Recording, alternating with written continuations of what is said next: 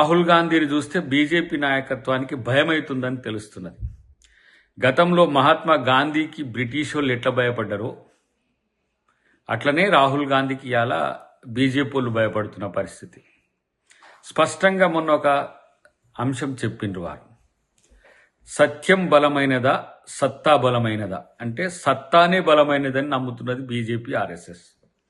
అంటే అధికారం మాత్రమే బలమైనది అనుకునే ఒక భ్రమలో ఇలా బీజేపీ బతుకుతున్నది. గతంలో ఆర్ఎస్ఎస్ కూడా అదే ఆలోచనతో ఉన్నది. ఆ సత్తా కోసం ఒక 100 సంవత్సరాలు వాళ్ళు కింద మీద పడి ఇప్పుడు వచ్చిన తర్వాత ఆ సత్తాను వినియోగించడం ఎట్లనో తెలియకుండా సత్యాన్ని వదిలి ఇలా పరిపాలిస్తున్నారు కాబట్టే వాళ్ళకి సమస్య వచ్చింది. రాహుల్ గాంధీ మాట్లాడుతుంటే భయం ఎందుకు అవుతున్నది? ఇలా కిషన్ రెడ్డి గారు కూడా మాట్లాడుతున్నారు, ఇలాంటి నాయకుడు ఉండడం దురదృష్టకరము అని. కాంగ్రెస్ పార్టీకి కాదు, దేశానికి నాయకత్వం నుంచి ఒక యువ నాయకుడు వచ్చిన ఇవాళ దేశంలో పీడితులు, బడుగులు, బలహీన వర్గాలు, మైనారిటీలు అందరూ కూడా ఈరోజు తన వైపు చూస్తున్నారు.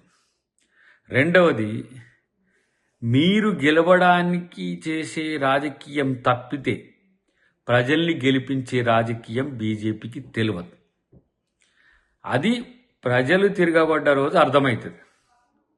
ఏ నేపాలో, ఏ శ్రీలంకనో, లేకపోతే ఏ బంగ్లాదేశో అట్లా అయినప్పుడు అర్థమవుతుంది.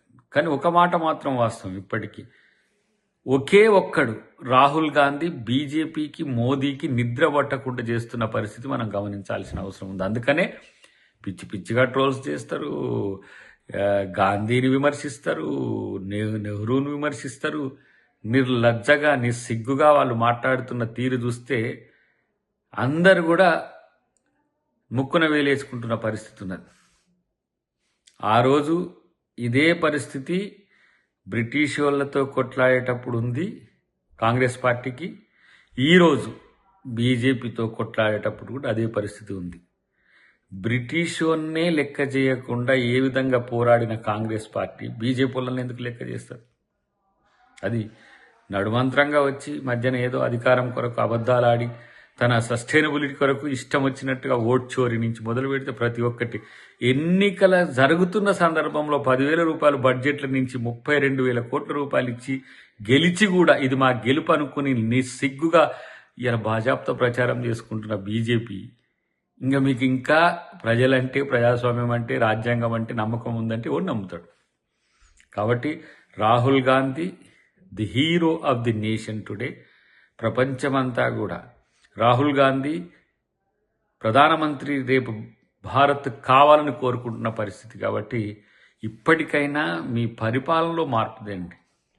అట్లీస్ట్ ఏదో ఒక రకంగా మనుషులతోనో మిషన్లతోనో గెలిచిన దాన్ని మార్పు కొరకు ప్రయత్నం చేస్తే మిమ్మల్ని గౌరవిస్తారు తప్పితే ఇట్లా ఎలాంటి భేషజాలకు పోకుండా మీరు చేస్తున్న తప్పులతోని ప్రజాస్వామ్యాన్ని వెక్కిరిస్తున్న పరిస్థితి.